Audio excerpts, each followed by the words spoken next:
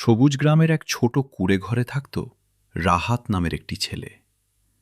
রাহাতের বাবা অনেক আগেই মারা গেছেন। মা মানুষের বাড়িতে কাজ করে সংসার চালাতেন। একদিন মা অসুস্থ হয়ে পড়লেন। ঘরে খাবারও নেই। রাহাতের কাছে ছিল মাত্র ৫০ টাকা। বাজারের পথে রাহাত ভাবল, এই ৫০ টাকা দিয়ে মায়ের জন্য কিছু খাবার কিনব। বাজারে যাওয়ার পথে সে দেখল রাস্তার পাশে এক বৃদ্ধ লোক বসে কাঁদছেন। বৃদ্ধ বললেন, ২ দিন ধরে কিছু খাইনি বাবা। রাহাত দ্বিধায় পড়ে গেল। একদিকে অসুস্থ মা, অন্যদিকে ক্ষুধার্ত বৃদ্ধ। বড় সিদ্ধান্ত কিছুক্ষণ চুপ করে থাকার পর রাহাত নিজের ৫০ টাকাই বৃদ্ধের হাতে তুলে দিল। বৃদ্ধ অবাক হয়ে বললেন, এটাই কি তোমার সব টাকা?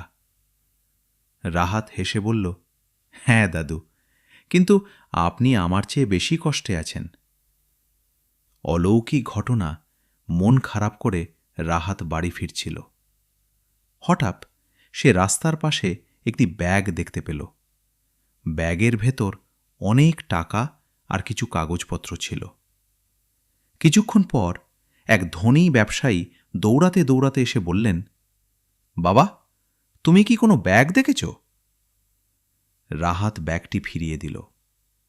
পুরস্কার ব্যবসায়ী খুব খুশি হলেন।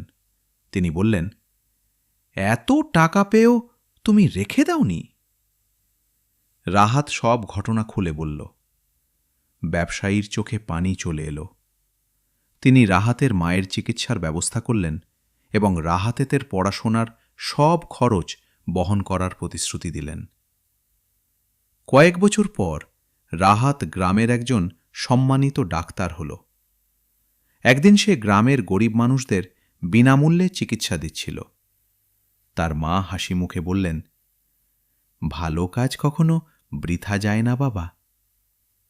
রাহাত আকাশের দিকে তাকিয়ে মুচকি হাসল। শিক্ষা: দয়া কখনো নষ্ট হয় না। ভালো কাজের প্রতিদান একদিন না একদিন ঠিক দিন ফিরে আসে। সততা মানুষকে অনেক দূর নিয়ে যায়।